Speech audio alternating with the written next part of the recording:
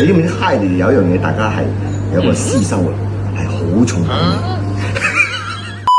味，就係佢中意飲呢個重口味，藥材味。咁我哋講翻呢個黑蒜肉骨茶，男人飲可以進補，女人飲可以養顏。有病嘅人飲仲可以養生添，哇！三效合一。我飲藥材湯我都中意比較飲偏重嘅藥材味嘅。冇錯冇錯。咁咧肉骨茶我 OK 就中意嘅。點解會加咗黑蒜？我唔知大家有冇聽過？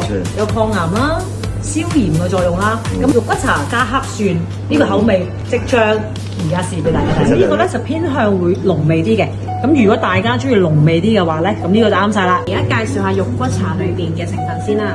首先咧有排骨啦、冬菇啦、黑蒜、黨參啦、黃芪啦，跟住有瑤柱啦、玉竹、當歸、枸杞、胡椒同埋甘草嘅。我唔係有特別中意食蒜頭嘅人嚟，但係佢擺咗落去咧，我又覺得真係好夾喎。我係飲到嘅黑蒜嘅味道先嘅，咁之後慢慢就到肉骨茶嘅藥材味上啦。